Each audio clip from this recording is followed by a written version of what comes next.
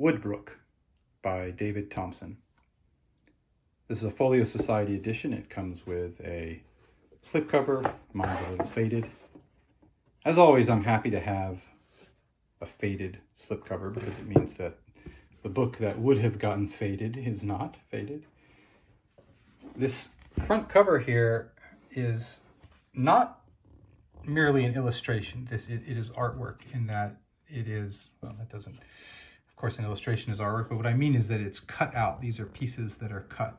So these strips here, you can feel them. You can feel the difference between his collar and the bit underneath. These trees are underneath the stripes and the strips here, and you can feel that. So this was the art. They had done the drawing underneath, and then they laid this on top and cut this out, that kind of thing. Really interesting. I always like that kind of thing. All right, this is David Thomson, Woodbrook. Being a Folio Society, of course, it's sewn properly, and you can lay it flat to read it, and acid-free paper and all that stuff. I don't know if you know Woodbrook. It is a memoir of sorts. Well, it's a memoir by this guy, David Thomson, who, and so because of that, it doesn't really have illustrations. It has photos. That's Phoebe Kirkwood. I'll talk about her in a second. And here's some of the people and the land and that kind of a thing. That's Woodbrook itself, the estate. So David Thomson this is set in Ireland. David Thomson is not Irish. He's British, I believe is Scottish. He was studying at Oxford, and he was brought over to tutor the children at Woodbrook. So Woodbrook was in Ireland, but it was owned by an Anglo-Irish family. They were Irish in their minds. I only say that because anyone today would think, of course, they were Irish. They'd been there for a couple of generations or longer. They were Irish, but the non-Anglo-Irish at the time, they would not have considered them, or they disputed that. Well, anyway, that's the whole question, is sort of, hey, who gets to call themselves Irish and who really belongs here and who should leave? You know, I can't get into the whole history of Ireland right now, but the point is that these people with this English heritage, but living in Ireland for some time, some of the memoir, a not insignificant part of the memoir, talks about that, talks about the relationship between these Anglo-Irish and the Irish. I don't have a better way to talk about it, although he probably does in the book. And I don't want to offend anyone. Some Anglo-Irish person might say, I'm not Anglo-Irish. My family's been here for 200 years and I'm Irish.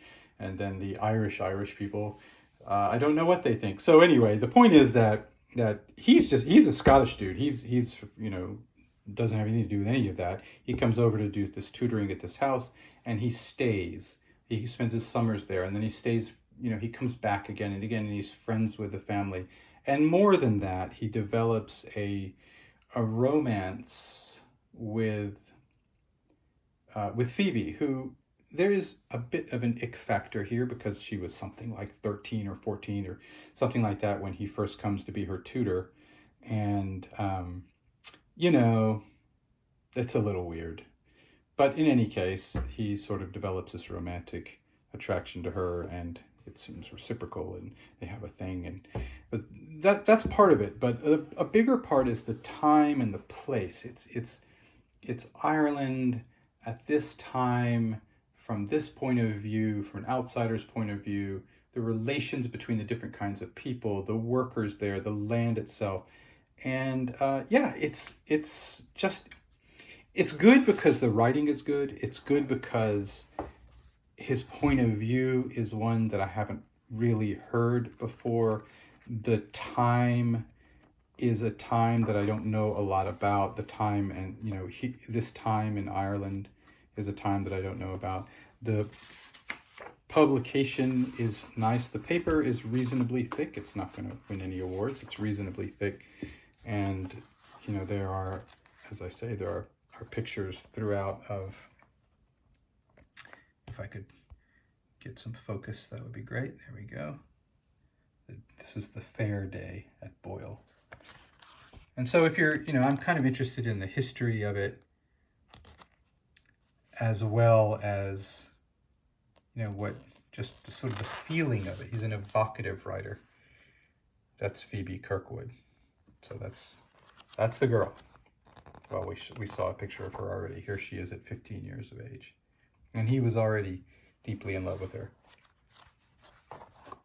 Anyway, I enjoyed the book.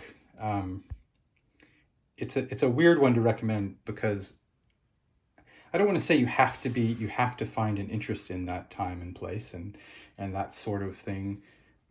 I didn't know that I had that interest when I read the book, but I read the book and I found it very interesting. So I think I can recommend it. In any case, Woodbrook by David Thomson. This is a Folio Society edition.